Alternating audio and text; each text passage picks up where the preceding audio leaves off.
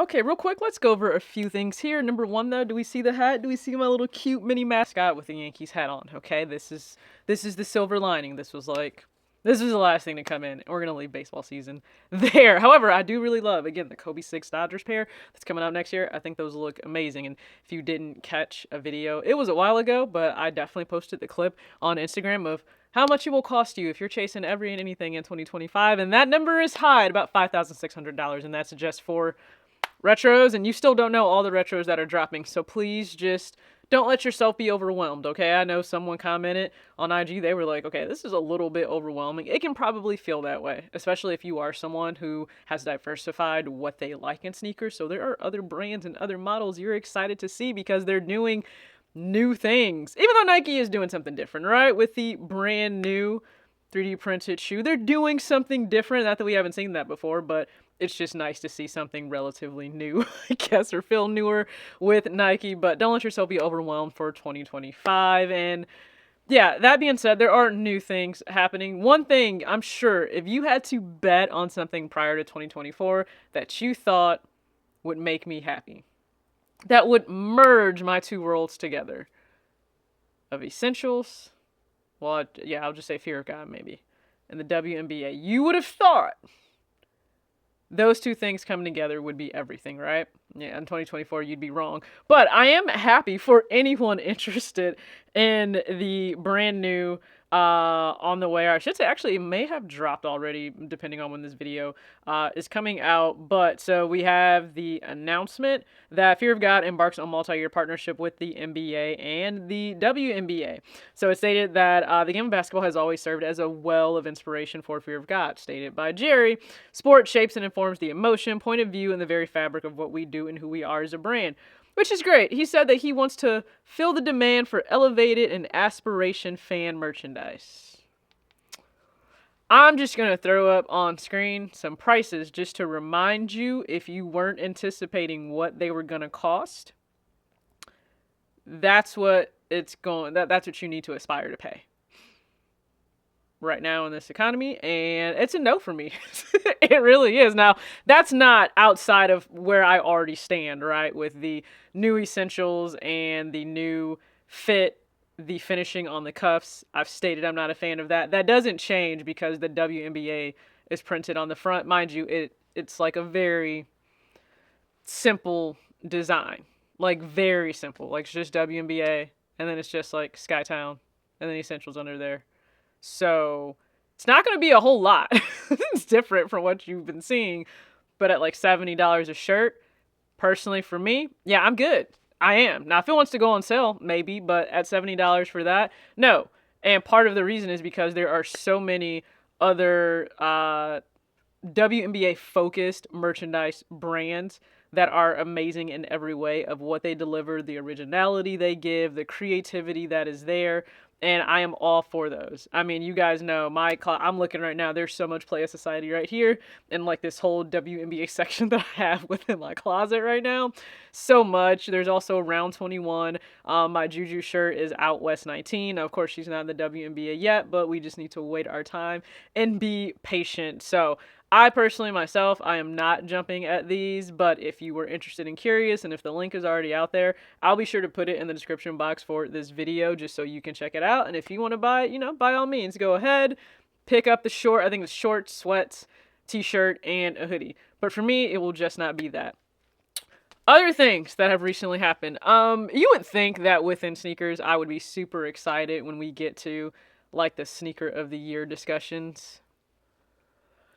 It's become one of those pain things. It's just a reality within this space where you're happy once that moment passes. Because it seems to bring more discourse and just back and forth. When people say they're just shoes, like, I want to just be the person that's standing up with a sign like this. Because it shouldn't spark all of the outrage and things that it does.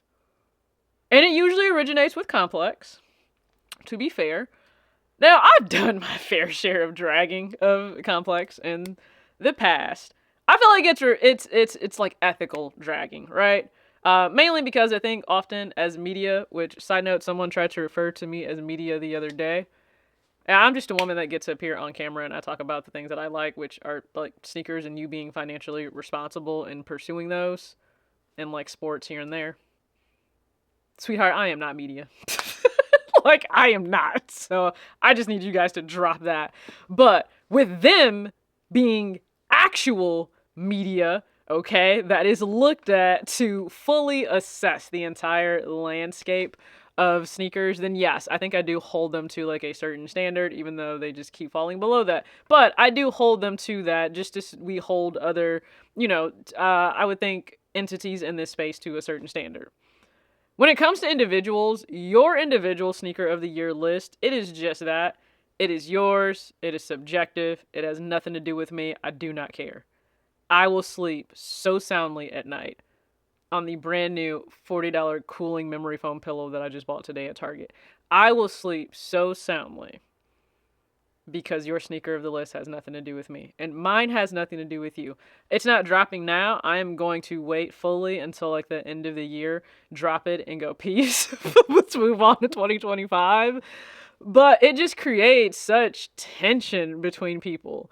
And one thing I do my best to shy away from, whenever a sneaker drops, I do my best to not say, what do we think of a shoe?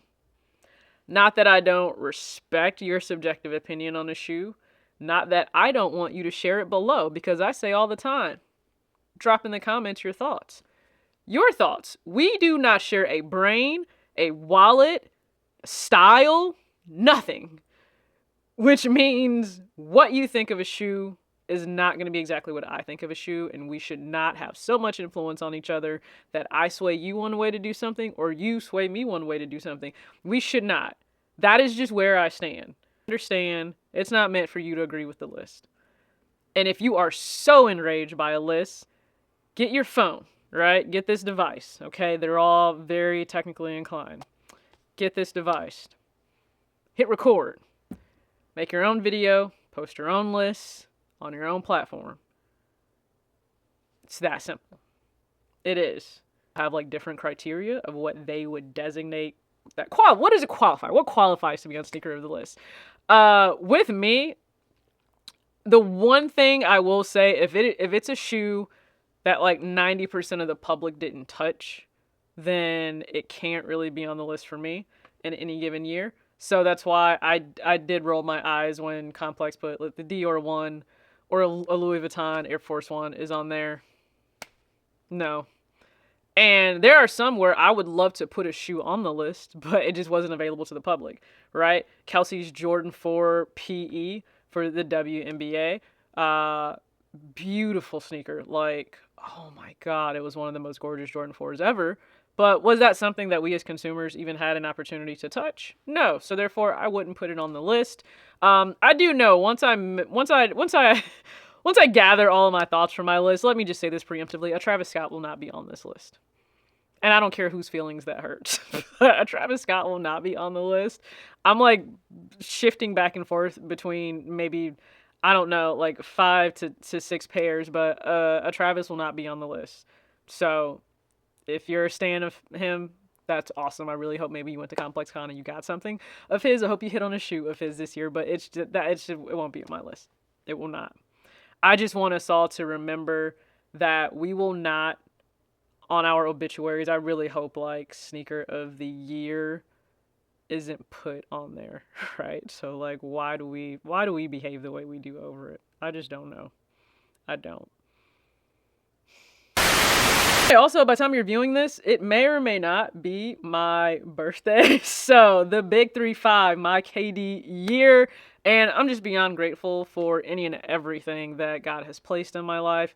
The opportunities, the wins, the lessons. It's been an amazing last year in so many ways.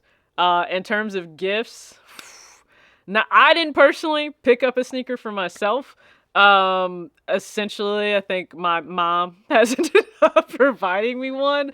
So when the gifts come in, maybe I'll do a video of the items that I have, and then maybe a separate video for that. And then I have a shoe that that was purchased for my birthday, but again, not a sneaker. So I'll probably go ahead and do a video for that. But just more importantly, listen, I just want you guys to know I appreciate any and all support on any platforms, whether it be here on YouTube, on Instagram, on Twitter. I am now on Blue Sky as well. So I truly appreciate the support, the kind words, especially when you all will communicate or share that you appreciate the content that you wouldn't think is traditional sneaker YouTube content, but it is 1000% true to myself, and wanting you all to feel empowered, but also you're supported by me when you maybe do feel this shift in yourself right now, where you still love sneakers, you're extremely passionate about it, but ensuring that you're taking care of future you, like that's taking such a priority right now over spending $200 every week or every 2 weeks.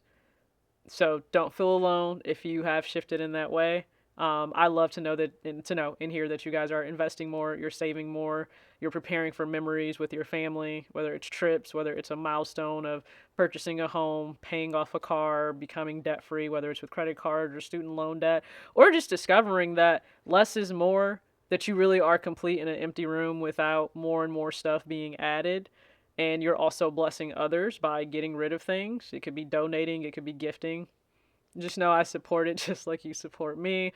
So with all that being said, good luck on the Air Jordan 3 Retro Black Cement that's dropping. If you guys didn't catch my video on how I would style that pair, how I style that pair, 3 different ways, please be sure to check it out. And I don't think this is the end of StockX when it comes to their admission of fakes, but you can be sure to check out that video also. Oh yeah, also, if you stay to the very end of this video, if you continuously still say that the Panda Dunk is the worst sneaker ever, I'm convinced you all share one brain cell, and it is fighting for its life. What's up, everybody? It's Matt Welty. We're here at ComplexCon, and we're gonna find out the worst sneaker of all time. Okay. Panda Dunks, Panda Dunks. In the Panda Dunk, the worst. If not a Panda Dunks. The black Panda Dunk. As always, act your age, not your shoe size. Peace.